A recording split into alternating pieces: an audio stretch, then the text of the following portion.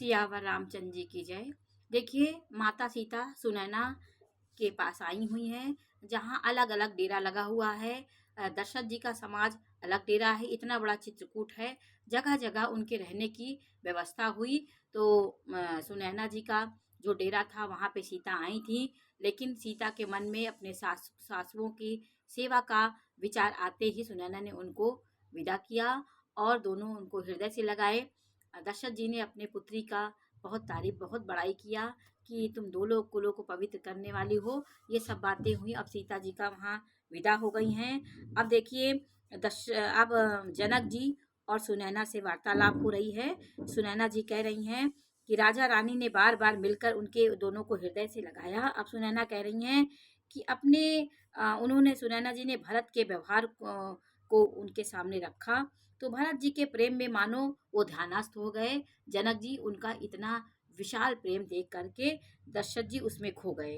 वे शरीर से पुलकित हो गए और मन में आनंदित होकर भरत जी के सुंदर यश की सराहना करने लगे।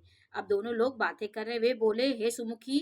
अब जनक जी अपनी पत्नी से कह रहे हैं, सुनैना जी से, कि हे सुमुखी, हे सुनैनी, सावधान होकर सुनो। भरत जी की कथा संसार के बंधन से छुड़ाने वाली है। धर्म, राजनीति और ब्रह्म विचार, इन तीनों विषयों में अपनी बुद्धि के अनुसार मेरी थोड़ी बहुत गति है, अर्थात इनके संबंध में मैं कुछ जानता हूँ। उन्होंने, राजा जनक ने कहा, अब वो अपनी पत्नी को सुना रहे हैं। सोमति मोरि भरत महिमाही, कहे काह छली छुअत न छाही। वह धर्म, राजनीति और ब्रह्म ज्ञान में प्रवेश रखने वाली है। मेरी बुद्धि भरत जी की महिमा का वर्णन तो क्या करे, छल करके भी उनकी छाया तक को नहीं छू पाती। और ब्रह्मा जी ने, गणेश जी, शेष जी, महादेव जी, सरस्वती जी, कवि, ज्ञानी, पंडित और बुद्धिमान, सब किसी को भरत के चरित्र, कीर्ति, करनी, धर्म, शील, गुण और निर्मल ऐश्वर्य समझने में और सुनने में सुख देने वाले हैं।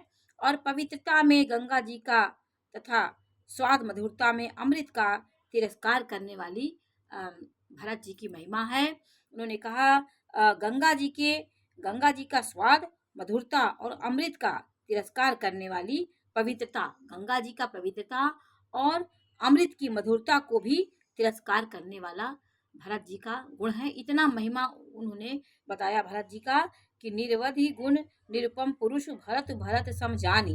और भरत जी असीम गुण संपन्न और उपमा रहित पुरुष हैं।